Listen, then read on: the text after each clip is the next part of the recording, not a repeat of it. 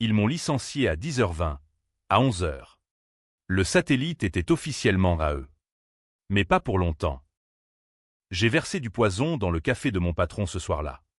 En le regardant sourire à sa femme au restaurant étoilé du Marais, ignorant que chaque gorgée le rapprochait de l'agonie. Et le secret que j'ai enfoui sous les catacombes de Paris, un code quantique capable de faire pleuvoir des débris stellaires sur la capitale, attend son heure. Prêt à transformer ma vengeance en apocalypse pour tous ceux qui m'ont trahi. Paris, cette ville des lumières éternelles, m'a toujours paru comme un mensonge poli. Un voile de brume sur les abysses de l'ambition humaine. J'y ai passé 30 ans de ma vie. À gravir les échelons de l'industrie aérospatiale. Chez Aéro France Spatiale. Un géant anonyme tapi dans les banlieues grises de Toulouse. Mais avec ses tentacules bien ancrés dans les couloirs feutrés du pouvoir parisien. Mon nom est Lucien Duval. Ingénieur en chef des systèmes orbitaux. Un homme discret. Presque invisible. Du genre à préférer les équations aux mondanités. À 45 ans, j'avais consacré mon existence à un rêve, Étoile Noire. Un satellite de communication quantique capable de révolutionner les transmissions sécurisées pour l'armée française.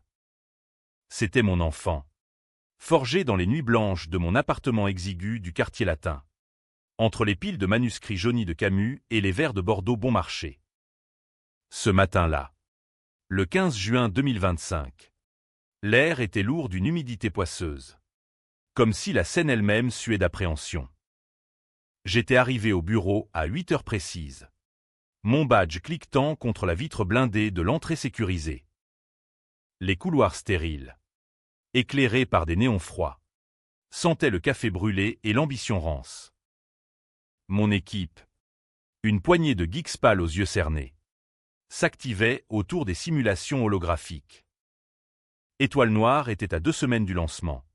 Les tests finaux montraient une efficacité de 98%. Un miracle quantique qui aurait dû me valoir une médaille de l'Élysée. Au lieu de cela, à 10h20, on m'a convoqué dans le bureau vitré du directeur général. Henri Laurent. Un serpent en costume 3 pièces. Avec son sourire carnassier et ses ongles manucurés. Lucien. Mon vieux. Assieds-toi. Sa voix était mielleuse. Comme un apéritif trop sucré. Il n'était pas seul. À ses côtés, Élise Moreau, ma supérieure directe depuis 5 ans, celle que j'avais formée, celle à qui j'avais confié les moindres secrets du projet. Élise, avec ses cheveux châtains impeccablement noués et son tailleur Chanel qui hurlait « promotion imminente ». Et derrière eux, un avocat en cravate rouge, les bras chargés d'un dossier cartonné. Je me suis assis, sentant déjà le sol se dérober sous mes pieds. C'est délicat, Lucien. Des irrégularités dans tes rapports. Des fuites potentielles de données sensibles. L'État nous met la pression, on ne peut pas se permettre de risques. Henri a poussé le dossier vers moi. À l'intérieur, des emails falsifiés, des logs de connexion bidons pointant vers mon IP, des accusations de sabotage interne. Mon cœur a cogné comme un marteau-piqueur. J'ai relevé la tête, fixant Élise. Ses yeux évitaient les miens, fixés sur un point invisible du mur. Élise, c'est toi qui as validé ces protocoles. Tu sais que c'est du pipeau. Elle a haussé les épaules. Un geste si français, si détaché. Les preuves sont là. Lucien. On avance. Le projet continue sans toi.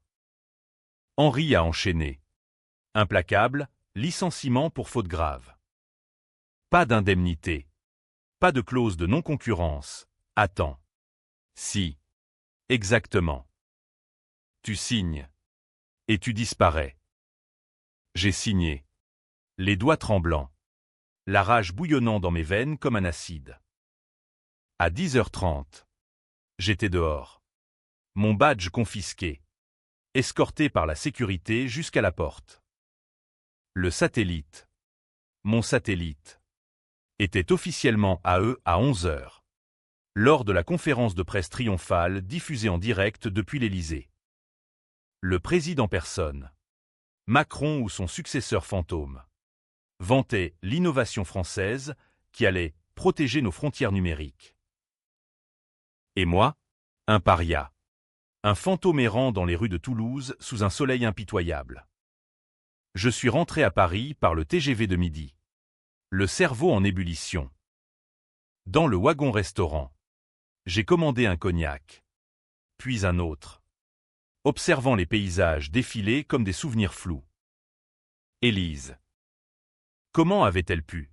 Nous avions partagé des nuits de veille, des rires forcés autour de pizzas froides, des confidences sur nos vies brisées, son divorce récent, ma solitude chronique.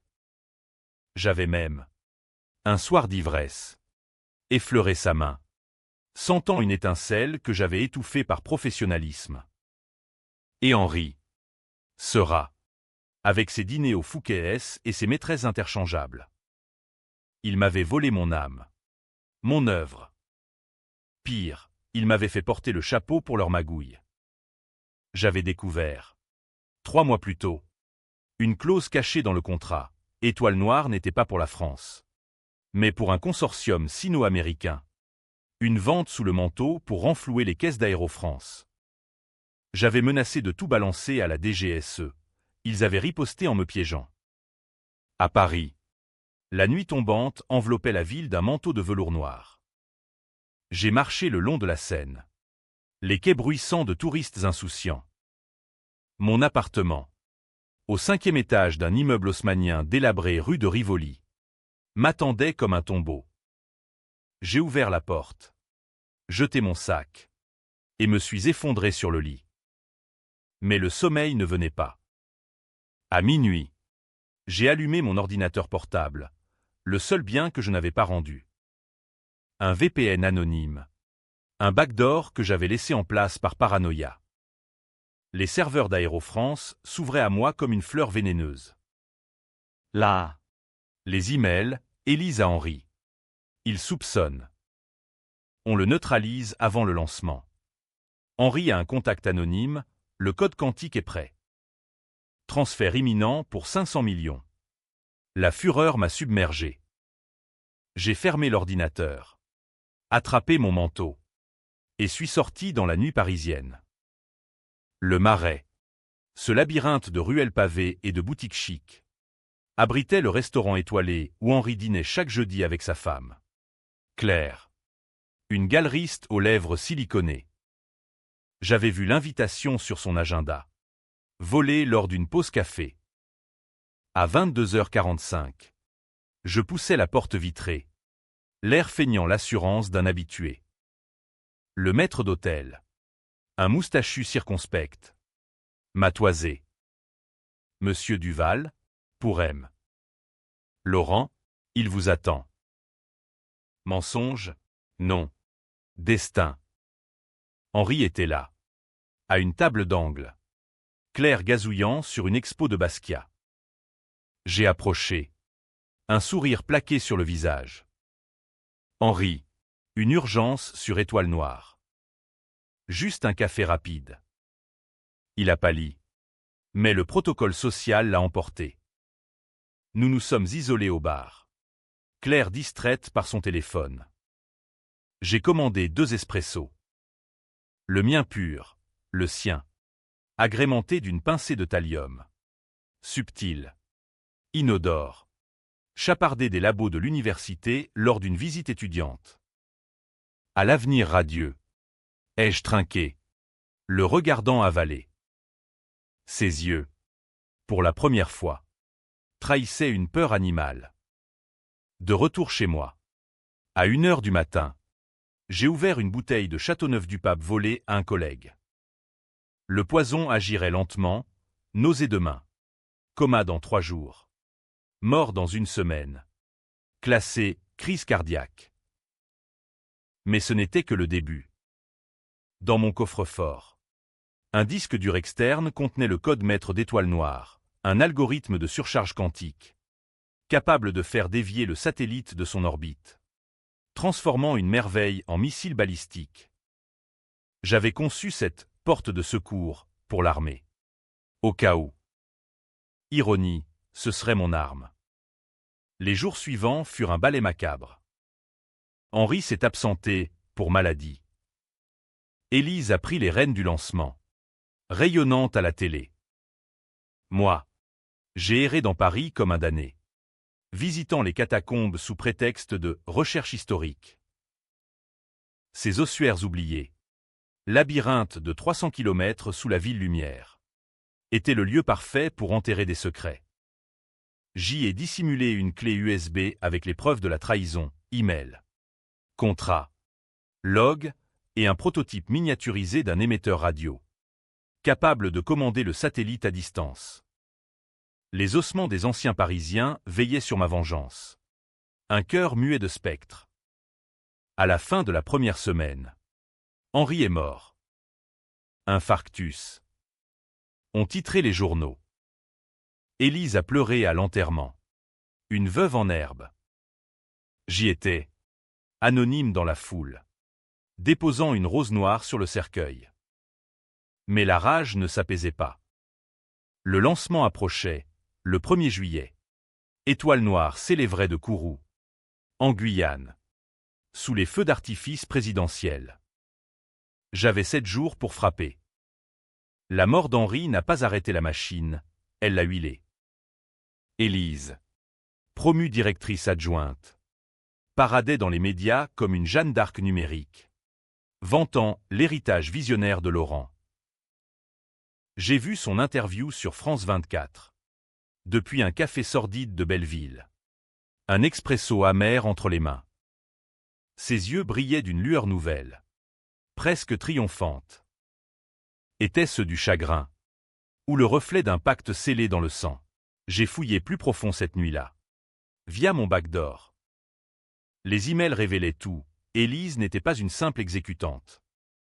5 ans plus tôt, lors de notre première collaboration, elle avait volé mes schémas initiaux pour les vendre à un concurrent chinois. Henri, son amant secret, avait couvert l'affaire en échange d'une part des pots de vin. Et moi, j'avais gagné le blâme pour un incident de sécurité fabriqué. Une explosion mineure en labo que j'avais étouffée pour la sauver. Le souvenir me rongeait comme une gangrène. C'était en 2020, au plus fort de la pandémie, quand Paris était un fantôme masqué. Nous travaillions en télétravail, confinés dans nos bulles de pixels. Élise m'avait appelé un soir. Voix chevrotante, Lucien. J'ai merdé. Les Chinois exigent les codes, sinon, ils me ruinent. J'avais cru à l'amour naissant, à la vulnérabilité partagée. J'avais réécrit les protocoles, effacé les traces, pris la faute sur moi lors de l'audit interne. Résultat, une mise à l'écart de 6 mois, pendant qu'elle grimpait. Naïf. J'avais pardonné, me convainquant que c'était pour l'équipe. Aveugle. Maintenant, la roue tournait. J'ai décidé de la confronter. Non pas avec des mots, mais avec des ombres. Le 20 juin. J'ai suivi Élise depuis son hôtel particulier du 7e arrondissement. Elle marchait d'un pas assuré vers le métro. Sac Birkin à l'épaule. Ignorant le mendiant qui tendait une main tremblante. Ironie. Car bientôt, elle mendierait la miséricorde. À la station Sèvres-Babylone. Pressé contre la foule. J'ai glissé dans sa poche un billet froissé. Je sais pour Pékin. Rendez-vous aux catacombes. Minuit. Viens seul. Signé, elle. Elle est venue. Les catacombes, fermées au public la nuit, s'ouvraient à moi grâce à un ancien contact. Un gardien corrompu par un billet de 500 €. L'air y était froid, chargé d'une odeur de terre humide et d'os calcinés. Les lanternes tamisées projetaient des ombres dansantes sur les crânes empilés. Un mur macabre de la Révolution. Élise est descendue, talons claquant sur la pierre. Un foulard sur les cheveux comme une espionne de film noir. Qui es-tu? Qu'est-ce que tu veux? Sa voix résonnait. Écho d'une cathédrale souterraine. Je suis sorti des ténèbres. Capuche rabattue. Moi, ton sauveur d'hier. Ton bouc émissaire d'aujourd'hui. Lucien. Elle a reculé. Pâle comme un linceul. Impossible. Tu es. Viré, mort. Peut-être. Dans ta version des faits. J'ai sorti la clé USB. La faisant danser entre mes doigts. Pékin. 2020. 2 millions d'euros sur ton compte offshore au Caïman. Henri en a pris la moitié. Et moi, j'ai ramassé les miettes, un avertissement disciplinaire. Ses yeux se sont durcis. Le masque tombant. Tu n'as pas de preuves. Et même si. C'était la survie. La crise. Les coupes budgétaires. Tu comprends ça. Lucien, toi. L'idéaliste. Avec tes Camus et tes révoltes existentielles. Elle s'est approchée. Un sourire venimeux. Rejoins-nous. Le lancement te rendra riche. Oublie le passé. Tentation. Son parfum. Jasmin et trahison. M'enveloppait. J'ai hésité. Une seconde de faiblesse. Puis. J'ai ri. Un rire rauque qui a fait volter la poussière. Rejoindre? Non. Je vais vous enterrer. Comme ses os. Elle a bondi. Ongle en avant. Mais j'étais prêt. Un tasé improvisé, batterie de portable modifiée, l'a terrassée en un éclair. Elle s'est affaissée. Gémissante. J'ai fouillé son sac. Pris son téléphone. Effacé les traces. Puis, je l'ai traînée jusqu'à une niche obscure. La ligotant avec des câbles de serveur. Tu restes là jusqu'au lancement. Réfléchis à tes péchés. Élise. J'ai laissé une lampe torche allumée. Son faisceau pâle illuminant son visage terrifié. Dehors. La nuit parisienne m'a accueilli comme une amante complice. Les jours suivants. Paris bruissait de rumeurs. Élise, portée disparue. Un scandale qui éclipsait presque le lancement. La police, débordée par une vague de cybercrimes, classait l'affaire fugue volontaire. Moi, j'ai loué un studio anonyme à Montmartre, payé en cash, me fondant dans la foule des artistes ratés. De là, j'ai monitoré Étoile Noire. Le satellite était en phase finale, carburant chargé, orbite calculée. Mon code maître, enfoui dans les catacombes avec l'émetteur, attendait. Mais un twist, en fouillant les serveurs. J'ai découvert que le consortium n'était pas anonyme. Derrière, un nom, Victor Kane. Un oligarque russe exilé à Monaco, avec des liens à la DGSE. Henri et Élise n'étaient que des pions. Kane tirait les ficelles. Utilisant Étoile Noire pour un réseau d'espionnage global. Vendant des données françaises aux enchères. La trahison s'approfondissait. Un puits sans fond. Kane, que j'avais croisé une fois lors d'un gala à l'opéra. Un colosse au regard d'acier. Avait promis à Henri l'immortalité financière. Et moi, j'avais été le maillon faible. L'idéaliste qui croyait en la France souveraine. La nuit du 25 juin, j'ai descendu à nouveau aux catacombes, récupérant l'émetteur. Élise était là, déshydratée, délirante. Laisse-moi. Je dirai tout. J'ai dénoué ses liens, lui tendant une gourde. Faiblesse ou calcul? Parle. Qui est Kane? En troquet. Elle a craché, il nous tient. Des photos. Des dettes. Il veut le satellite pour faire chanter l'Europe. Ses yeux imploraient. J'ai hésité. La tuer? Non. Pas encore. Elle pourrait servir de diversion. Je l'ai relâchée près d'un égout. Anonyme. Brisée.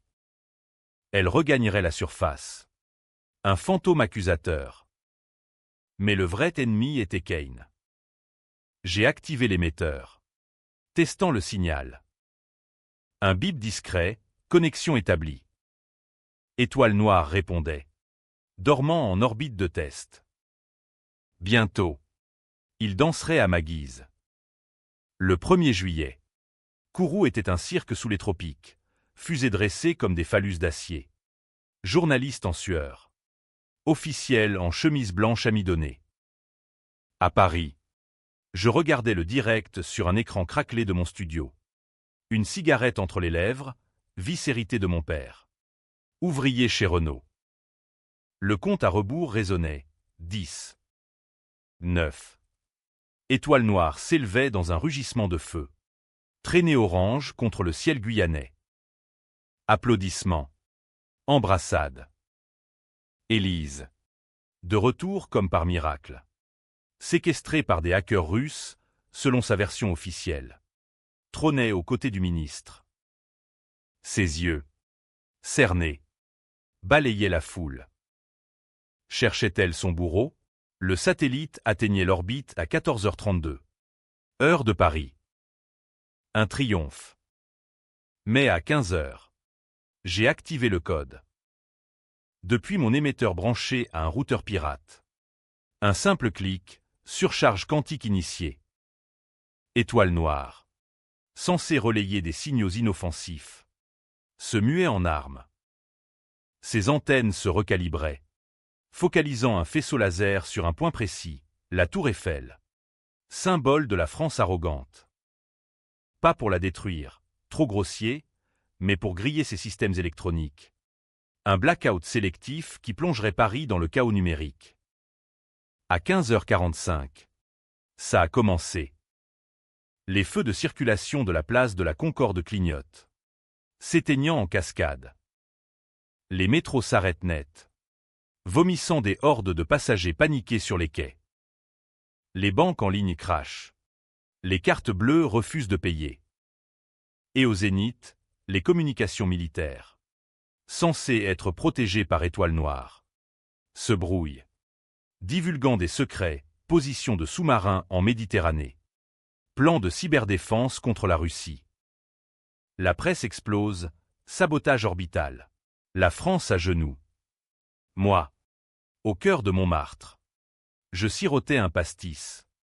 Observant la ville s'embraser. Sirène hurlante. Flics en Rio-Gear chargeant les Champs-Élysées ou des émeutiers improvisés saccageaient les vitrines Vuitton. Élise. Interviewée en direct. Bafouille, une faille. Hérité de Duval. Mon nom. Craché comme une malédiction. La chasse commence. Interpol. DGS. Même la CIA, Kane. Furieux. Déchaîne ses chiens. Mais le vrai chaos. C'est Kane qui le déclenche. Le 3 juillet. Un appel anonyme sur mon burner. Voix synthétique. Accent slave. Duval. Tu joues avec le feu céleste. Rends le code. Ou Paris pleut des débris. Menace, il avait piraté mon piratage. Étoile Noire. Sous double contrôle. Pouvait maintenant être réorienté pour de vrai. Rentrée atmosphérique. Transformant le satellite en météore vengeur. Je raccroche. Le cœur battant. Fuite? Non. Contre-attaque. J'ai retrouvé Élise ce soir-là. Dans un bar miteux de Pigalle. Elle y noyait son retour. Vodka sur vodka. Tu m'as trahi 2 fois. Lucien. D'abord en me sauvant. Puis en me brisant. Ces mots, slurés, portaient une vérité amère. Kane me tient toujours. Il sait pour nous. Nous, l'étincelle d'autrefois. Je l'ai embrassé. Là, au comptoir. Un baiser salé de désespoir. Aide-moi à la voir. Ou meurs avec lui. Elle a hoché la tête. Les larmes coulant. Alliance fragile. Née de la boue. Le plan, infiltrer la forteresse de Kane à Monaco. Son yacht. Le Léviathan. Mouillait au port Hercule. Un monstre de 150 mètres bardé de gardes. Élise. Avec ses contacts. Arrange un sommet d'urgence sur la sécurité quantique. Moi. Déguisé en assistant. Je monte à bord le 5 juillet. L'air salin de la Côte d'Azur masquait à peine la pourriture. Kane. En personne, un colosse de 60 ans. Cicatrice barrant la joue. Costume Armani tendu sur des muscles de lutteur. Mademoiselle Moreau. Et votre ombre. Son regard me transperce. Le dîner est un théâtre. Caviar. Homard. Discours sur l'ordre nouveau. Mais sous la table. Élise glisse une puce dans son ordinateur portable. Mon virus. Un ver quantique qui remodèlerait Étoile Noire en bombe EMP. Neutralisant les flottes navales de Kane. Il le sent. Trop tard. Alarme. Fusillade. Je tire le premier. Une Beretta volée à un garde. Touchant Kane à l'épaule. Élise hurle. Un projectile la frôle. Chaos, hélico survolant le port. Yacht en feu. Nous fuyons en Zodiac. La mer Noire de nuit avalant nos traces. De retour à Paris. Le 7 juillet. La ville est un champ de ruines numériques. Émeute. Pillage. Le gouvernement déclare l'état d'urgence. Mon visage placardé partout, terroriste orbital. Mais le public se divise, héros pour les antisystèmes. Monstre pour les élites. Twist, Élise. Blessé. Avoue dans un délire fiévreux. J'étais enceinte de toi. Lucien. En 2020. L'avortement. Pour le job. Le coup de poignard ultime. Mon enfant. Sacrifié sur l'autel de l'ambition. La révélation d'Élise m'a fracassé comme un astéroïde. Assis à son chevet dans une clinique clandestine de la banlieue. Sous les néons clignotants d'un néon pharmacie. J'ai fixé le plafond craquelé. Les équations de mon cerveau se dissolvant en chaos. Un enfant. Notre secret. Enterré plus profond que les catacombes. Elle avait choisi le pouvoir. La trahison. Et maintenant, dans la fièvre, elle le vomissait comme un poison tardif. Pardonne-moi, murmurait-elle, main sur son ventre fantôme. Pardonnais-je? Non. Mais j'utilisais. Kane vit. Il contre-attaque. Aide-moi à finir. Le 8 juillet. Paris était une poudrière. Blackout prolongé, plus d'électricité dans les arrondissements centraux. Feu de camp improvisé sur les berges de la Seine. Où des familles affamées partageaient des conserves pillées. Les médias. Survivants sur générateur. Titraient « La nuit quantique ». Comparant mon sabotage à la prise de la Bastille, gloire ou infamie. Les gauchos de République me voyaient en Robin des Bois cosmiques. Les bourgeois du 16e hurlaient au terrorisme. Et Kane, son yacht incendié n'était qu'une feinte. Il s'était évaporé vers Genève. Centre nerveux de ses opérations bancaires. Avec Élise. Convalescente mais résolue. Nous avons volé une Peugeot banalisée et filé vers l'est. Direction les Alpes. Route sinueuse. Radio crachotant des communiqués. Recherché, Lucien Duval. Auteur du chaos. À Annecy. Nous avons loué un chalet isolé. Payé en or, reliquat de mes économies. Là, dans la quiétude des pins, nous avons comploté. L'émetteur, rechargé, pouvait forcer Étoile Noire à une rentrée contrôlée, non pas sur Paris, mais sur le lac Léman, siège de Kane. Un spectacle pyrotechnique qui noirait ses serveurs dans les flammes. Mais Élise hésitait. Et l'enfant, si on gagne, qu'est-ce qui reste? Sa voix, brisée, portait l'accent lyrique des tragédies raciniennes. J'ai ri. Amer. Rien. La vengeance est stérile.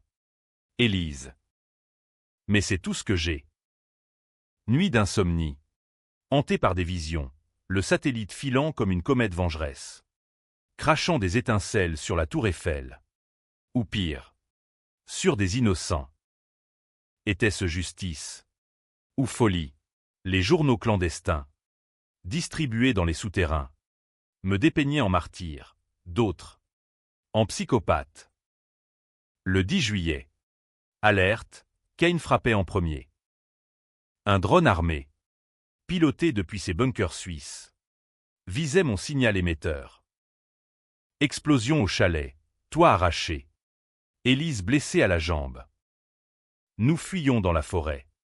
Traînée de sang sur la neige précoce. Genève à pied. 20 kilomètres de cauchemar.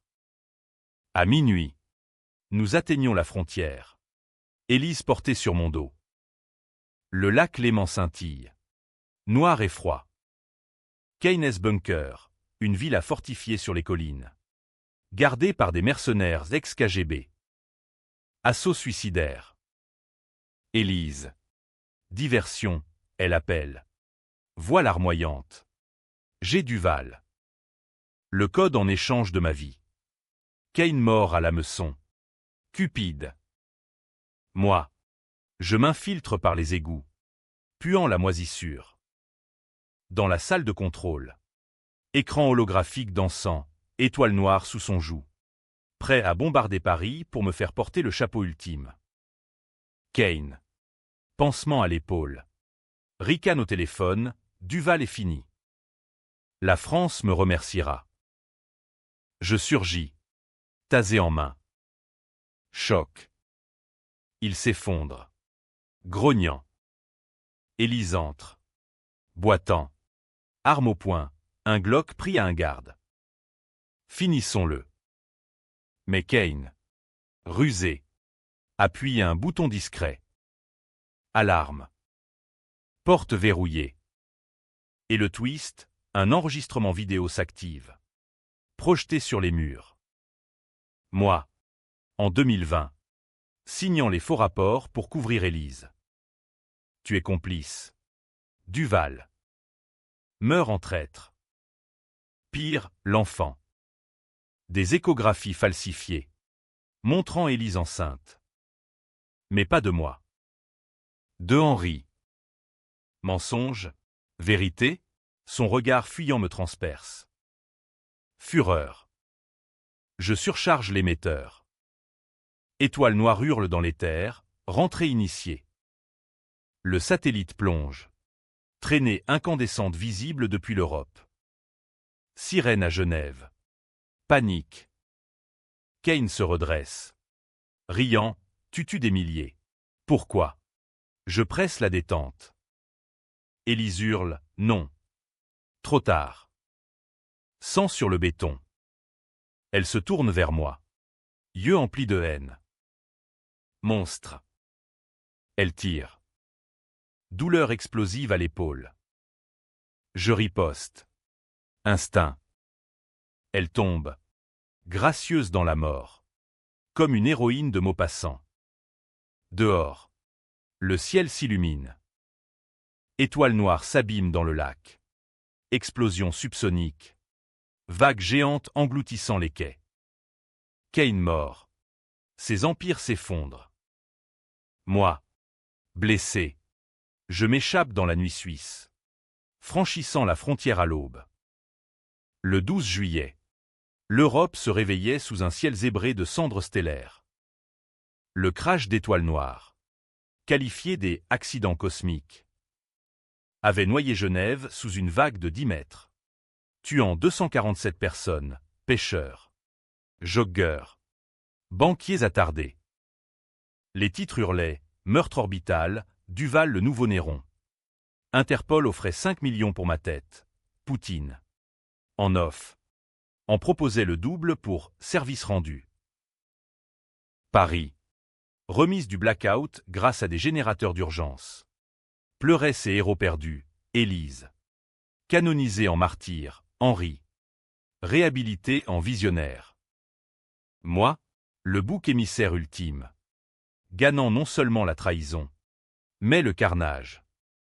J'ai traversé la France incognito. De Grenoble à Marseille en covoiturage anonyme. Épaules bandées avec des chiffons volés. À Aix. J'ai volé une identité, un SDF décédé. Papier en poche. Direction les Calanques. Ces falaises rouges où la Méditerranée avale les secrets. Là. Dans une grotte cachée. J'ai enterré l'émetteur. Dernier vestige de mon pouvoir. Le monde continuait, lancement de satellites rivaux. Scandale couvert. La France saignant mais debout. Keynes Empire, démantelé par la justice suisse. Ses fonds gelés pour financement du terrorisme. Mais le twist final, celui qui hante mes nuits, est venu d'une lettre. Postée de Paris. Arrivée à ma planque le 20 juillet. Écriture fine. Élise, si tu lis ça, je suis morte. L'enfant était tien. J'ai menti pour te briser. Comme tu m'as brisé. La vengeance? Un cercle infernal. Par Lucien. Vie pour nous. Postscriptum. Un test ADN. Positif. Mon fils. Perdu avant de naître. Ai-je gagné? La trahison est vengée. Henri empoisonné. Élise abattue. Caïn noyé. Mais le prix, un pari mutilé. Des vies innocentes. Mon âme en lambeaux. Aujourd'hui. Le 10 décembre 2025. Je suis à Lisbonne. Sous un faux nom. Enseignant les maths dans une école de quartier. La mère portugaise murmure des absolutions que je n'entends pas. Parfois. Je lève les yeux au ciel. Cherchant étoiles noiresse fantômes. Il n'y est plus. Seulement des étoiles indifférentes. Témoins muets de ma chute.